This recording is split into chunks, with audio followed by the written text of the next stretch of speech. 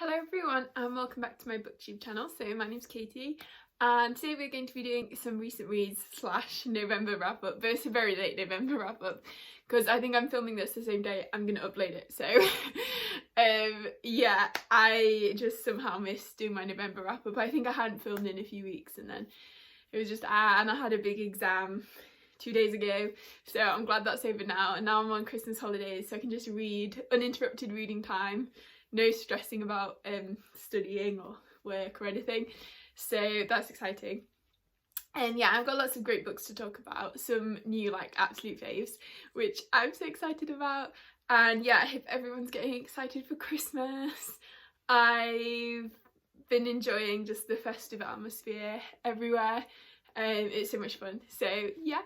So let's just get started with the wrap up. So the first books I'm going to talk about are my journey through Realm of the Eldlings, and oh, I just realised I've got a massive stack of books, like and it's right at the bottom, Assassin's Apprentice.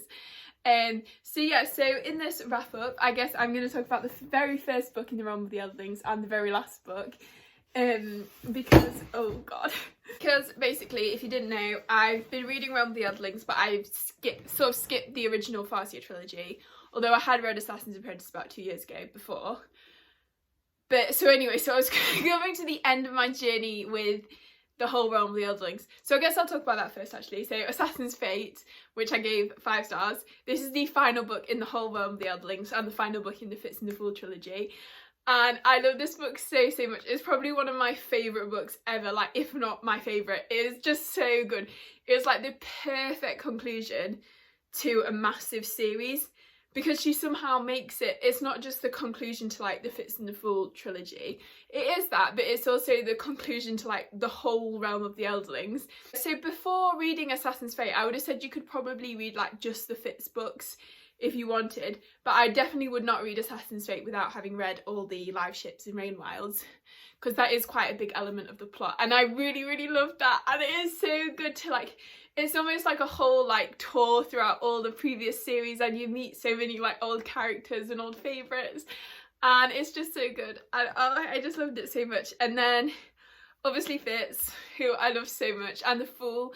And it's really interesting actually going back and reading, because I'm about 2/3 of the way through Royal Assassin right now, and seeing how much the characters have changed, but also how much they're the same.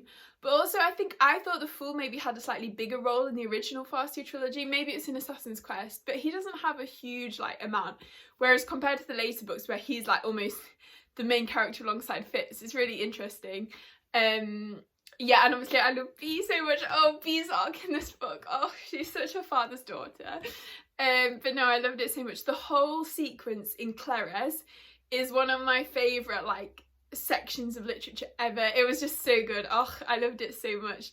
I really like the whole like culty thing that was going on, and it was just, there's so many like really satisfying moments. And then obviously the ending, well, not even the ending, like the whole last third was just so like emotionally charged and heartbreaking at times, but also really heartwarming at times. And oh, it's just so like, oh. And I actually think it was like the perfect way for the series to end it, especially where like the main character, well, Fitz and the Fool end up.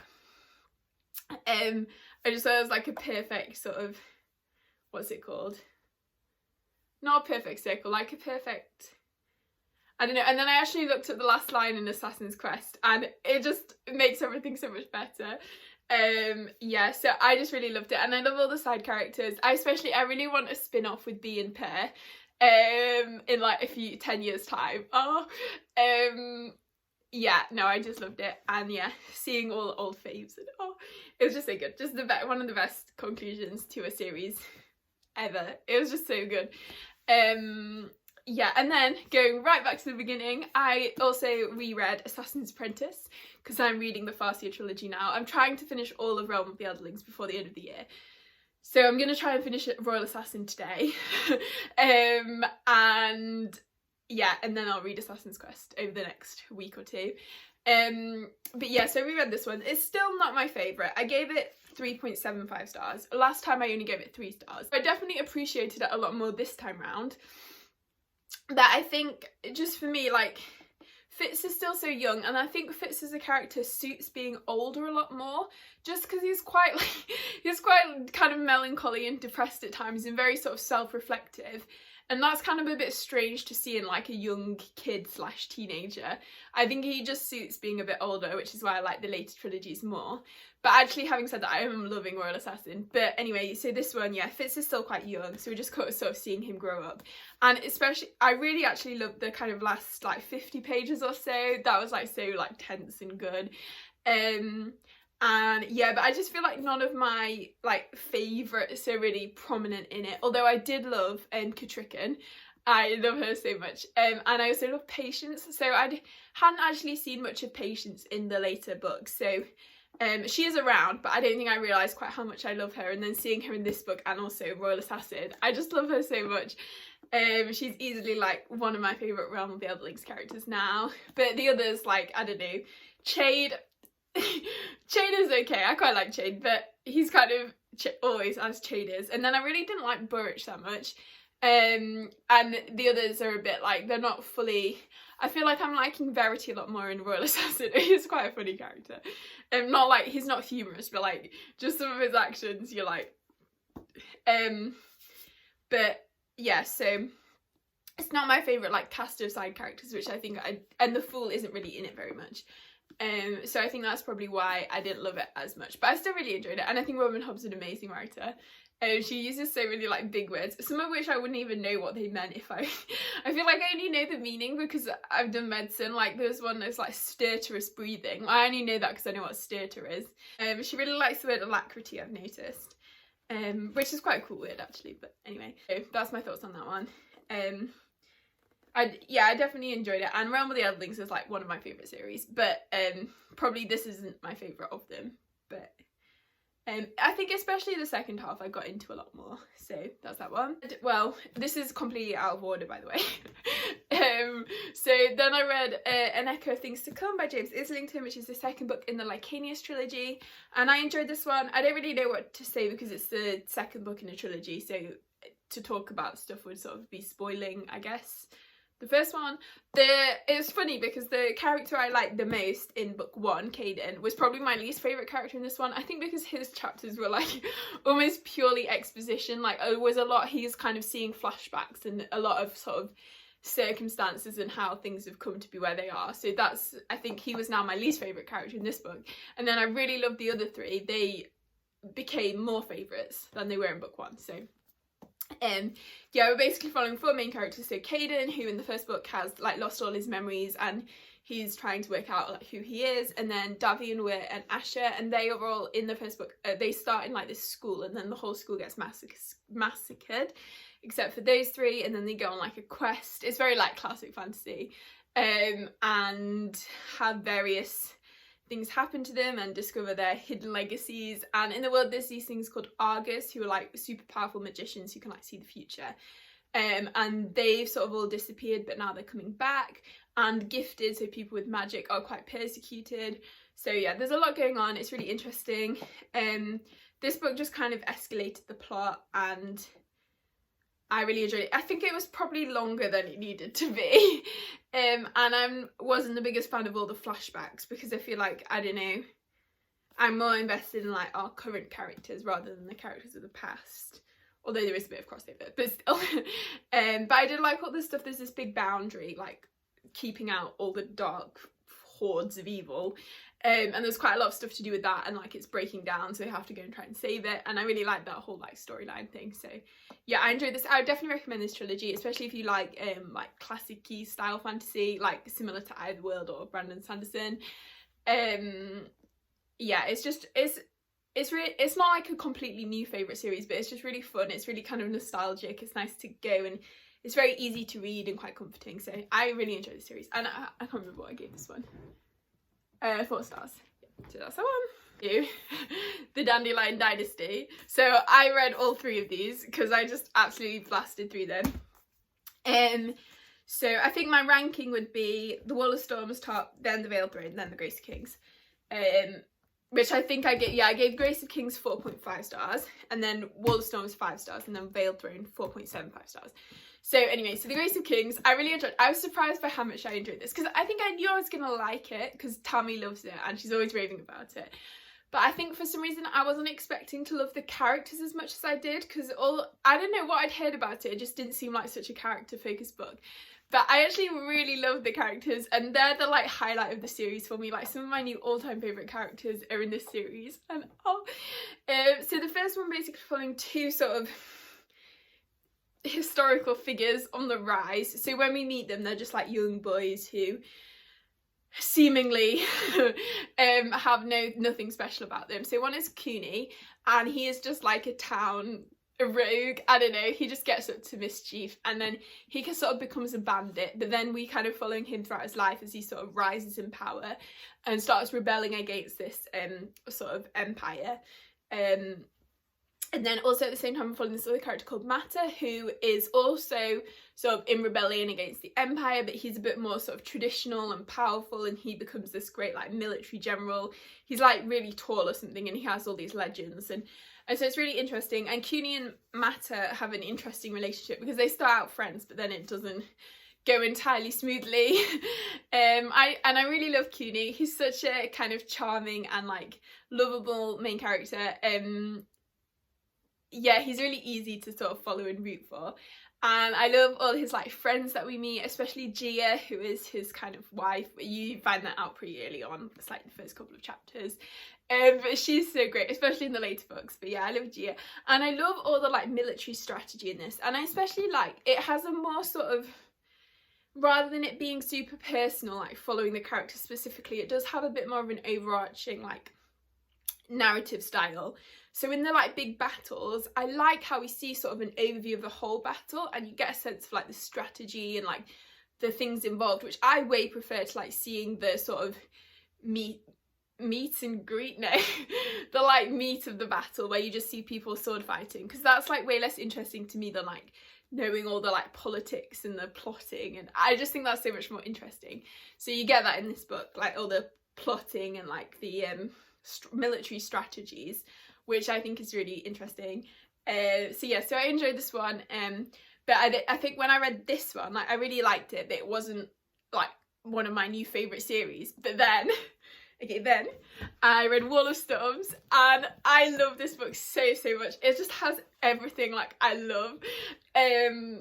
Yeah, so it's a kind of continuation from book one, but it's just slightly more focused on like court drama and court politics, and like trying to maintain an empire, and like suddenly you're thrust into like the reins of power, and now there's all these things, and it also becomes a lot more epic. Like there's new characters, there's kind of a new, about halfway through this book I would say there's a whole new sort of element to the plot introduced, which is really good. And like seeing how our characters react to that is so interesting.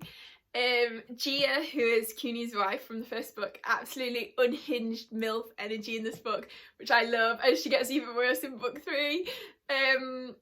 I love the new characters that we meet. So we meet, well, Cooney's children. They're not, Cooney has like multiple wives, so they're not all Gia's children, but yeah, so all the children. I love the next generation down. They're definitely my favourites. And it just feels like such a multi-generational story, because even by book 3 you're sort of meeting the children of their children. Yeah, the children of the children, essentially. Which is just, it makes it feel like so sort of you're spanning this whole like empire, almost like the whole dynasty. So yeah, so anyway, this book I loved so much, just the plotting, the politics, the characters. Oh, it was just all so good. And like even the battle scenes, they're really good as well. And yeah, so I love this one.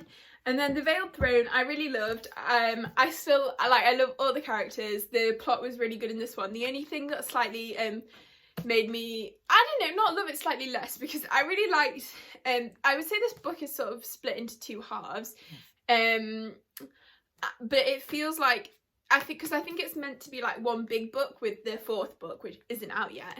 But it does feel like the first half of a book. Essentially, like there's no real conclusion or climax.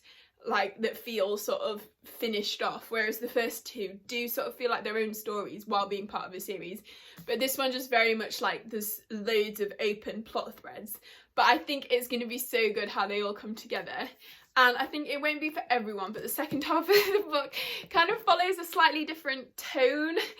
Like it's not really a military strategy, it's sort of a bit funner, but I loved it so much because it's kind of related to cooking, and I love cooking, so I really like that. I love the characters in this one as well. We have a lot of the same characters, and there's some new ones who I really enjoyed. Yeah, so my favourite characters, I think Cooney in The Grace of Kings, then Gia, Ferret and Zomi in The Wall of Storms, and then Farah / Dandelion in this one, and also Kinry, who's so cute, yeah, in The Veiled Throne. So they're like my favourite characters out of each book. Overall, my favourite character is probably Farah, who is just such a queen. Okay, I'm editing the video, and I just wanted to add that I love Ken Liu's prose, and some of the sentences and like just quotes are just so beautiful. Like, yeah, that was another thing that I really liked about the books. So just wanted to pop in there and add that. This one as well. And the second half as well is kind of gives me a bit Lanking 2 vibes, which I just love so much. So yeah, I just love this whole series. This cover is so stunning, although they did sort of change it halfway through. I think if they released the hardbacks for like in this style of Grace of Kings and Wall of Storms, I would get it. But I don't really want to get the paperbacks because I've already got paperbacks, and I either like, I don't know.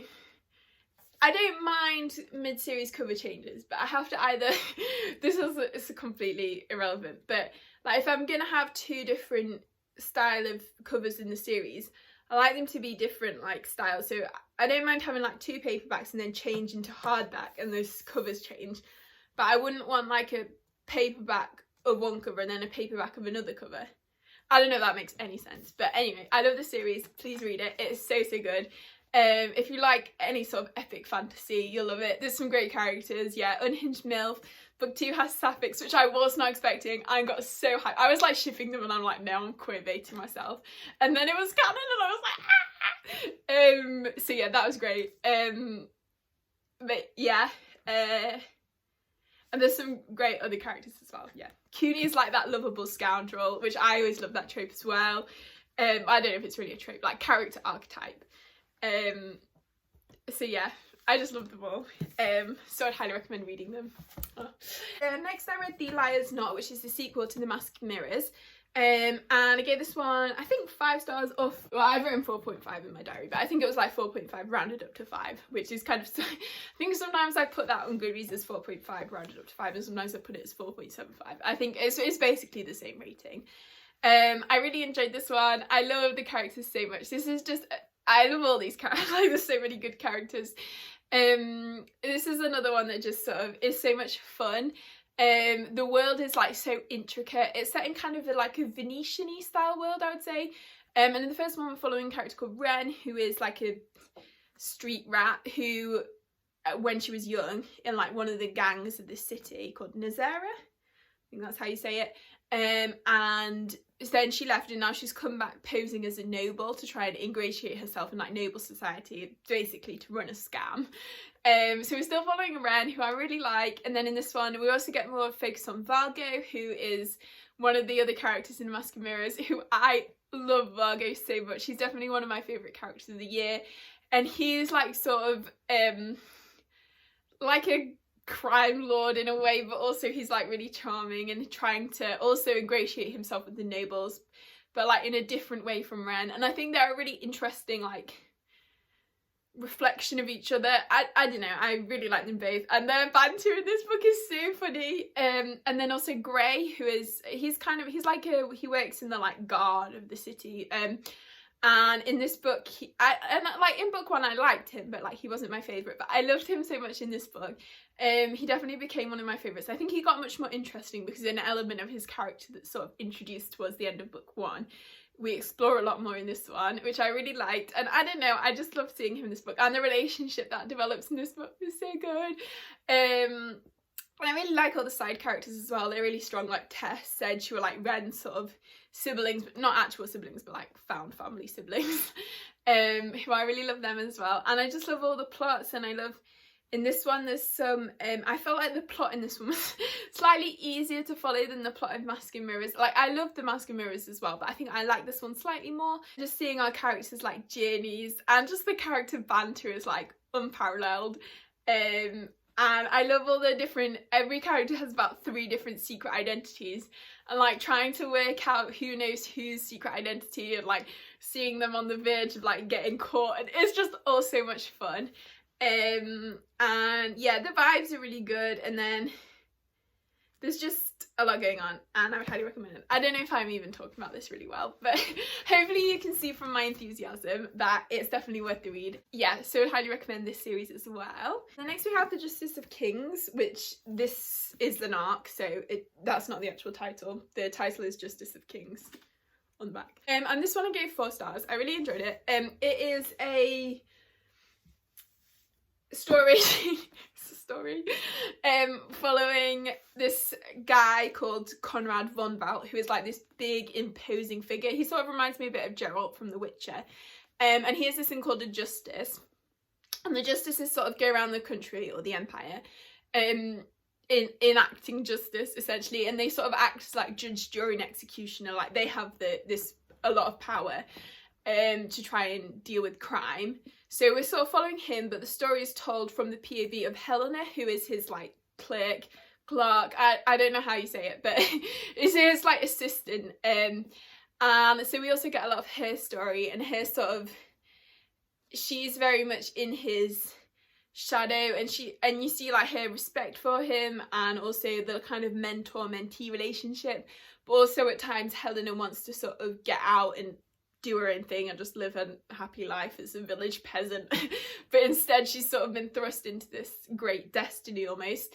And then there's another character who travels with him, who's like the guard. I think it's called Brisinga. So it's basically like the 3 of them, and they go around fighting for justice. But then the story sort of follows where they arrive in this like town village, and the wife of the noble has been like murdered. So they decide to investigate this, but then a kind of conspiracies start unraveling, and the stakes start getting higher for the characters. Like, it starts becoming a bit personal, and this kind of almost what seemingly was just like a murder mystery starts becoming this entire plot against the entire empire, and it all gets a bit dramatic. So it's really good, like seeing all that sort of unravel. And I really liked Helena. She's a great main character. Von Valt, I feel like, was very much a sort of, you know, not a caricature exactly, but a kind of very like classic fantasy brooding hero that everyone's sort of like in awe of. So he wasn't my absolute favourite, but I thought it was really interesting seeing him from like Helena's POV. And I like Brisinga as well. He was sort of like the humorous side character with a tragic backstory, but what character in fantasy doesn't have a tragic backstory? But yeah, no, it's really interesting, and there's some really interesting themes of like justice and morality, and how far you're willing to go like to uphold your own sort of personal morals. I thought it was really interesting, so I definitely recommend this. I think it comes out in February, but it's on NetGalley at the moment. So yeah, would highly recommend. And then next we have Insurrection by Tate Thompson, and this one is the 2nd book in the Wormwood trilogy. So I read book 1 like about a year and a half ago, I think, and I enjoyed it. These books are a bit crazy, like you have no clue what happens, but like they keep compelling you. It makes me think of that meme from Knives Out where it's like, it makes no damn sense, compels me though. That's exactly what this book is. Although I don't know if it's just my memory, but I thought this one made more sense than book 1. I don't know if that's just because I can't remember book 1 that well. Maybe book 1 did make sense, but I mean, it's still, you still don't fully understand it, but I was able to follow the story quite easily. I also couldn't remember if the characters we're following in this one are characters that we meet in book 1. I feel like some of them definitely are, but I think some of the characters are sort of newer. And essentially it's like this world where there's this big alien dome in Nigeria. There's multiple alien domes around the world, but we're focusing on the one in Nigeria. And the aliens are sort of they've come to the planet trying to look for somewhere to like almost make their new home, and the aliens are very like, they're not like aliens like little people, they're like aliens similar to like the proto-molecule type thing in whatever it's called, The Expanse. Like it's not it's more of an entity than individual people, but there are individual people, but it's kind of a bit complicated. I still don't understand it, having read the book. And we're following various different characters in various different governmental roles, as they're trying to sort of work out what's going on. And like in this one, Rosewater, which is like a city within the alien dome, is sort of vying for it, or it's either in the dome or next to the dome, is sort of vying for independence from like Nigeria at large. So we're following the mayor, who is sort of, they're declaring the independence, and then they're sort of getting attacked, attacked by the government. And there's various other characters as well, like they're sort of working for the secret agency, and it's all very sort of dramatic. But I enjoyed it. I get this one 4 stars. It's hard to know what to say, but if you like sort of wacky books, I think you'd enjoy this series. But there are some really interesting sort of themes, and I think the writing is quite interesting as well. It's like it's very easy to read, but also sort of very well crafted. So that's that one. I'm looking forward to reading the final book in that series soon, hopefully by the end of the year, because I'm trying to like finish off multiple series, but I only have like 10 days left, so we'll see. Okay, then next I read Vows So Bold and Deadly by Bridget Kemmerer, and this is the final book in the Cursebreaker series. So I enjoy this series. It's like a YA fantasy. I think I gave this one 3.5 stars. Did I? 3 stars. I think my problem with this one was it felt like a big conclusion, but because it was like so rushed, it's quite short, it's only like 350 pages or something, just felt like everything happened really quickly, and I felt like there was a lot of potential, but just I've been finding this a lot with YA books recently. I get a bit frustrated, well, YA fantasy, I get a bit frustrated by how fast everything happens. Like you get no time to actually like explore what are some really interesting like plot points and plot details, but it just all happens so fast. It's like, was there any point to this? I don't know. But I do really like 2 of the characters in this book, Gray and Leah Maria. Is that her name? Leah Mara. I really like them, and I like their relationship, and I like the progress of their relationship in this book. Harper and Ren, I'm like a bit meh. I like them in A Curse So Dark and Lonely, but I feel like as the books have gone on, I've liked them less. But I love Gray and Leah Mara, so I really like their sort of arc in this book. That was probably the highlight for me. Because the plot, while it was interesting, it just happened too fast for me to like properly enjoy it. So but I would still recommend this series, especially if you like YA fantasy. It's really fun, and the first book kind of follows Harper as she is just living like a normal life, and then she gets taken away into this sort of fantasy world, where it's a Beauty and the Beast retelling. So then she has to try and break the curse on this sort of handsome prince who also happens to be a monster sometimes. So yeah, it's interesting. The first book I think is really fun. Just like the like some of the humour and stuff, I just really enjoyed it. And then I really like book 2, because it's almost like a bit of a Princess and the Bodyguard thing. And then book 3 I enjoyed, but it wasn't my favourite, because I just felt like, it had more potential than it lived up to, and things just happened so fast. And so that's my thoughts on that one. And then we have a couple of middle grades, so Arisha and the Tree of Wishes is book 3, and Arisha and the City of Gold is book 4. And I thought this was a quartet, so I thought City of Gold would be the last one, but then as I was starting City of Gold, I realised there's now 5 books in the series. So, and these are just really fun middle grades. They're sort of similar. I think they're part of a Rick Riordan Presents series, so they're kind of a bit similar to the Percy Jackson books in that they follow mythology, but this is Indian mythology. But they follow very much a similar sort of structure of like a quest, and it's quite humorous. And Ari is a really great main character, so we're following Ari on like her adventures. And in the first book, she discovers she is one of these like reincarnated Pandava brothers, so who has like powers, and then they have to try and save the world. And they're still trying to like save the world in these 2 books from this mysterious character called the Sleeper, who Aru sort of awakens in book 1. So yeah, they're just kind of questy, they're fun. I think, what did I give them? I'm looking at my little diary here.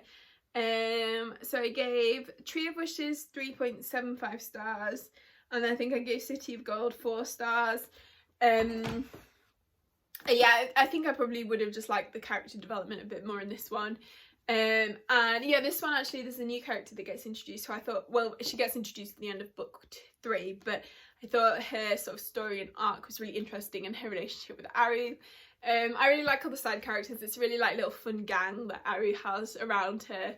And oh my god, the romance in book 4, I think it's kind of cringy, and they're like, it's middle grade, so they're like really young teenagers, but you kind of like it. It's quite cute, and it's like that like thirst crush and all. But yeah, anyway, so yeah, I enjoyed the series. It's really great middle grade. If you're a fan of middle grade, would recommend. And yeah, the mythology is really interesting as well. I like seeing all the different sort of creatures that they come across, and gods and all the magic and stuff, so it is cool. Aru has such like an attitude, and it's really entertaining to read about, so would highly recommend that series. And then, okay, so then I'll just talk about some novellas. So I read all of the Tensorate series. So the first one is Black Tides of Heaven, second one The Red Threads of Fortune, third one The Descent of Monsters, gave all of those 4 stars. And then The Ascent to Godhood, which is the 4th one, which I gave 4.5 stars. So really quickly, my thoughts. The Black Tides of Heaven was a reread. I'd read that one before, but I enjoyed it. Again, it's sort of, there's a lot to do with like gender, and we're following these 2 twins who are sort of raised, they're the queen's like, or the empress's children, but they've sort of been raised in this monastery. And then we're following Akia, who is one of the siblings, and he is like on his path with the rebellion.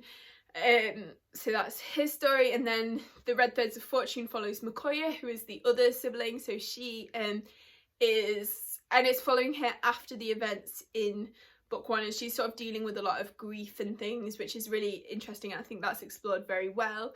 And there's also a polyamorous relationship in book 2, which I really liked. And then book 3, The Descent of Monsters. So I think that one is like the funnest of them. So it's kind of following slightly different characters, but it's the same world, and the other characters do sort of make appearances. But we're following this like detective investigator for this mysterious thing that's happened in like a factory somewhere. And it's sort of a series of case notes, which I thought was really cool. And then book 4 is my favourite because it's basically a sapphic villain origin story. And it's sort of, at the beginning it like opens and it's a funeral, and one of the other characters is talking to this mysterious character who's like telling her history of her like fling with the empress. So yeah, I really enjoyed that one as well. They're all quite short. The writing's really nice. The world is so cool. It's kind of steampunky, or I guess maybe silk punk. I forgot to mention that earlier actually. The Dandelion Dynasty, that's all like silk punky. And then I read the last 4 Murderbot novellas. So Rogue Protocol, which is book 3, which I gave 4 stars. Exit Strategy, which is book 4, which I also gave 4 stars. A Network Effect, which is book 5, which I gave 4.5 stars, and then Fugitive Telemetry, which is book 6, which I also gave 4 stars. So I enjoyed them. Rogue Protocol, obviously I just love Murderbot as a character. They're so great, just their kind of wit and humour in the narration, and the sort of sarcasm and like cynicism. Also love. There's just so many like iconic lines. And then so in book 3 he sort of meets this other robot called Mickey, who has like been treated very well by her humans, and Murderbot's like, what is this? And a bot that gets on with humans. So that's sort of, I like that whole storyline. Book 4, sort of Murderbot is rescuing his old humans, which I quite liked. I think book 4 is maybe my least favourite of all of them. I don't know, I just feel like I don't follow that one as well. The book 5, Network Effect, I really love because Art's back, who is the best character in the series, aside from Murderbot. But I don't know if I like Art or Murderbot more. I probably like Murderbot more, but I also love Art. And that one's more of a full-length novel as well, which I really liked, because you get a bit more time to just explore things and like plot things. And then book 6, we're sort of following Murderbot, and he's like investigating a crime. It's a bit of a murder mystery, which I think is quite fun. So yeah, I really like book 6 as well, so enjoy them. If you haven't read the Murderbot novellas yet, what are you doing? Get on it. Yeah, so I think I'm going to leave this part of the wrap up here, and then probably another video, maybe the next video or a couple of videos time, will be my next recent reads, which I now have to film. So yeah, I hope you enjoyed this video. If you did, let me know in the comments a book you've read recently and enjoyed or maybe hated. I would love to know. I think my favourite book in this wrap up is, well, actually I've included a lot of favourites. Well, it's Assassin's Fate, obviously, and then also I love Wall of Storms. So yeah, I hope you're all having a really great day, and if you enjoyed the video, please give it a like and consider subscribing if you haven't already, and I will see you next time.